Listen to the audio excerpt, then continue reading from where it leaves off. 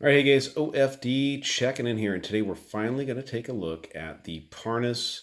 This is the Sterile GMT, kind of the blacked out model I picked up a few weeks ago. I did an unboxing of this watch. Try to leave a link to that down below in the description. If I forget, sorry guys, you'll have to go look for it. But anyways, I wanted to get a little bit more into this watch. I've worn the watch quite a bit. It's a cool watch. It's really a nice looking watch. As a matter of fact, my wife rarely wanders through the house and asks about a watch, but I had this sitting in the in our bathroom, in our master bathroom, and she said, "Hey, what's that black watch in there on the counter? That's really kind of cool looking." And I said, "Well, it's a PARNIS GMT Master homage knockoff." So definitely gets the looks. It's a good looking watch. I like this blacked out, very stealthy style. And I have the watch. I took it off of the factory bracelet. I do have the bracelet down here, and we'll talk a little bit more about that towards the end of the video. But let's jump into this watch. What you have here is obviously a Rolex GMT homage, or kind of an homage to one of their customized watches done by some of the big companies out there. There's a 40 millimeter case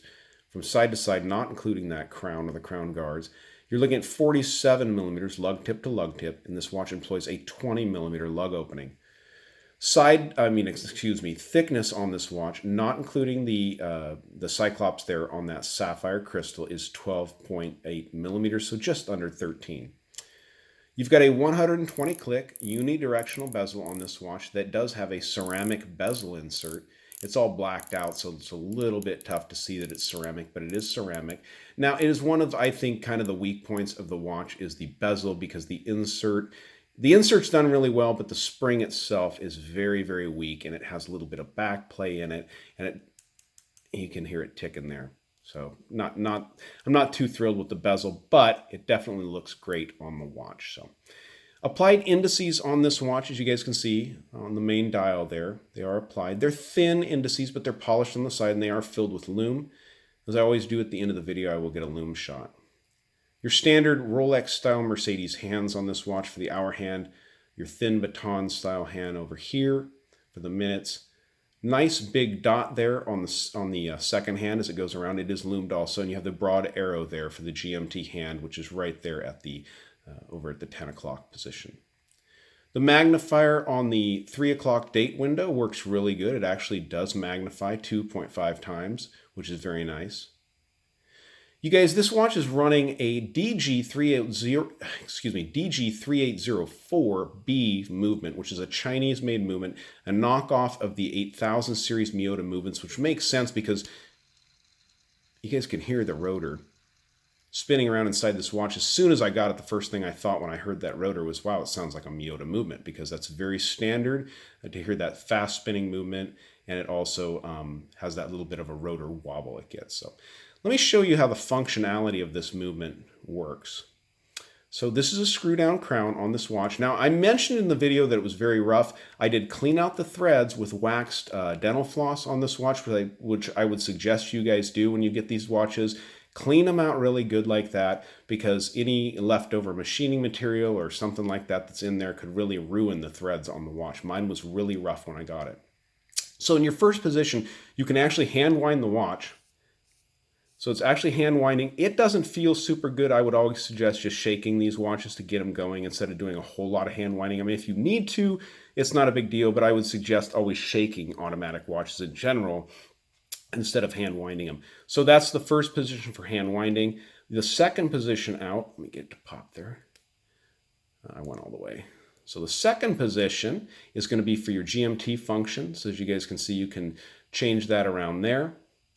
Go ahead and plug that back in, pull it back out. Now, if I go up with it, that's going to change your date. You can see that spinning around there at the 3 o'clock position. All the way out, as I kind of showed you prematurely there, that's going to stop the second hand. So it's actually a hacking movement as well as hand winding. So very nice. Once I cleaned up the threads, the crown screws down very, very nicely. So this is an I want to say a PVD coated case, polished on the sides. You guys can see brushing on the top. Because of the polishing on the sides and stuff, it really soaks up a lot of fingerprints, as you would expect.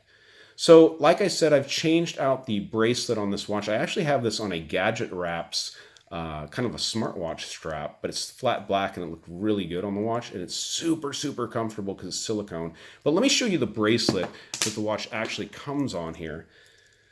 So as you guys can see, this has polished center links on it, brushed on the sides. Again, because they're polished and they're black like that, they tend to pick up a lot of fingerprints and oil and stuff like that. Screw links, as you guys can see.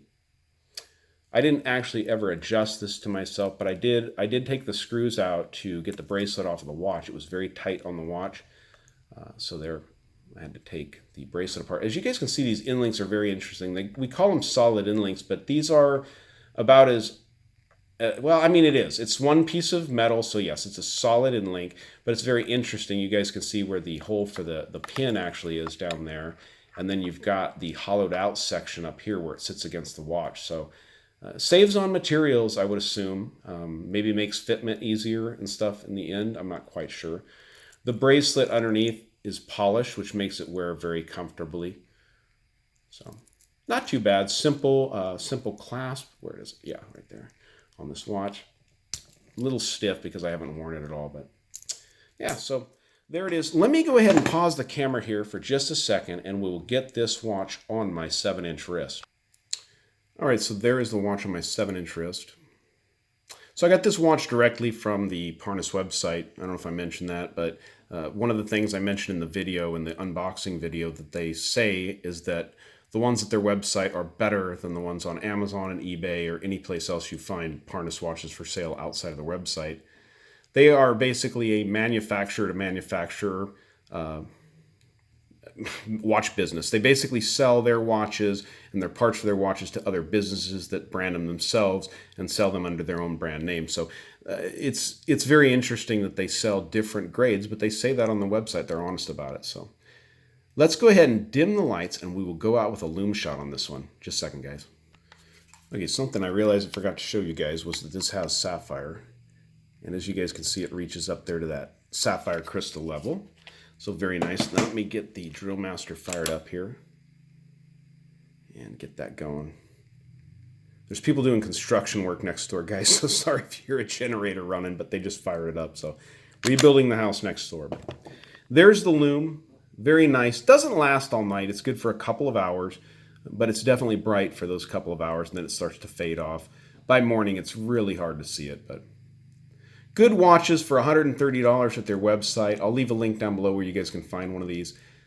I may be selling this watch, guys. I actually would like $85 US for this. I want to sell it in the continental United States. If you guys are interested in this watch for $85, it's practically brand new from the PARNIS website. It's been wet a couple times, had no issues. But yeah, it's nice. I'll sell it on the bracelet and stuff like that. Definitely throw in this strap if you guys are interested. But I want to sell it for $85. OFD Watch Channel at gmail.com if you guys are interested. All right, that's the PARNIS GMT. If you like the video, give me a thumbs up down there at the bottom. And if you guys have not subscribed to the OFD channel yet, please do. Please do. All right, thanks.